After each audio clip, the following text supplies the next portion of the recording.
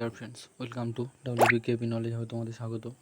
তো তোমাদের যে ব্যাংক অ্যাকাউন্টের মাধ্যমে যে যুবসাথীর টাকা এবারেতে দেওয়া হয়েছে, সেটি সম্পূর্ণই তোমাদের হচ্ছে গিয়ে আধার কার্ড থ্রু তোমাদেরকে টাকাটি দেওয়া হয়েছে। অর্থাৎ তোমাদের আধার কার্ডের মাধ্যমে টাকাটি তোমাদের এবারেতে প্রোভাইড করা হয়েছে। এবার তোমাদের প্রথম কোশ্চেন হয়েছে যে তোমাদের ব্যাংকে টাকা যদি ঢুকে থাকে, তাহলে তোমাদের এখন কি করণীয়। অর্থাৎ তোমাদেরকে প্রথমেই বলে রাখি, তোমাদের ব্যাংকে যে ডিবিটি লিঙ্ক বা সিডিং করা আছে নাকি সেটা তোমাদেরকে দেখতে হবে। অর্থাৎ তোমাদের ব্যাংকে যদি সিডিং করা থাকে, তাহলে তোমরা এরকম একটি পেজ তোমাদের সামনে দেখতে পাবে, যে তোমরা দেখতে পাচ্ছ এখানেতে যে এটি হচ্ছে গিয়ে যে পাঞ্জাব ব্যাংকের সঙ্গে লিঙ্কটি করা আছে এবং এটি অ্যাক্টিভ দেখাচ্ছে, এরকম তোমাদেরকে একটি দেখাবে।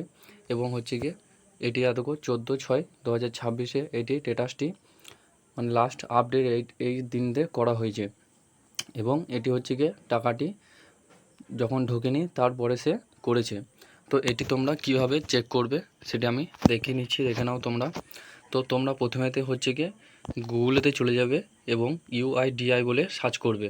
এখানে তোমরা দেখতে পাচ্ছ যে এখানে তুমি UIDAI বলে সার্চ করে দিয়েছি এবং নিচে দিয়ে আসলে পারে তোমরা এরকম যে অপশানগুলো দেখতে পাবে, সেখানে মাই আধার বলে যে অপশানটি আছে সেটিতে তোমরা ক্লিক করে নেবে এবং তোমাদের সামনে এরকম একটি পেজ খুলে যাবে।